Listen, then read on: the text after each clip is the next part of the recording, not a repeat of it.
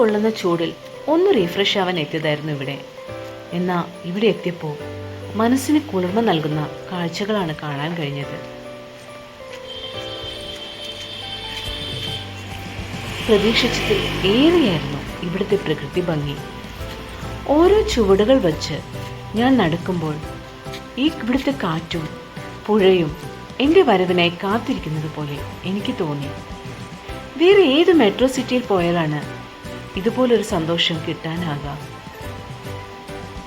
അത്രയ്ക്ക് മനോഹരമാണ് ഇവിടുത്തെ ഓരോ കാഴ്ചകളും. ഇന്നത്തെ തലമുറയ്ക്ക് എത്രത്തോളം അറിയുമോ എന്നറിയില്ല. നമ്മുടെ കണ്ണവം ഫോറസ്റ്റും ഒപ്പം നമ്മുടെ വീരയോദ്ധാവായ പഴശ്ശിരാജാവിൻ്റെ ഓർമ്മകളും ഒരുപാടുണ്ട് ഈ നാട്ടിൽ.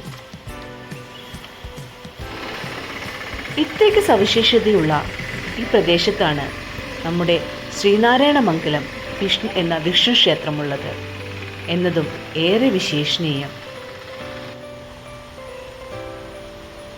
സന്താന ഗോപാലമൂർത്തിയാണ് ഇവിടുത്തെ ഭഗവാൻ. കുഞ്ഞുങ്ങളില്ലാതെ ബുദ്ധിമുട്ടുന്ന ഒട്ടേറെ പേർക്ക് ഫലപ്രാപ്തി നൽകാൻ ഈ അമ്പലത്തിന് കഴിഞ്ഞിട്ടുണ്ടത്രേ.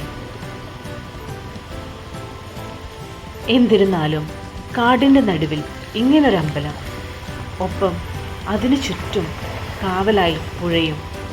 ആ പുഴ കടന്ന് ഒരുപാട് പ്രതീക്ഷയോടെ ഭഗവാന്റെ അടുത്തേക്ക് ഭക്തർ എത്തുന്നു. ചെറിയ ചെറിയ മരങ്ങളുടെ ഇടയിൽ ആരൊക്കെയാണ് ഇന്നത്തെ ദർശനത്തിന് എത്തിയിരിക്കുന്നത് എന്ന് എത്തി നോക്കുന്ന വാനരപ്പടയും. ഇതൊക്കെയാണ് ഈ നാടിൻ്റെ ഭംഗി.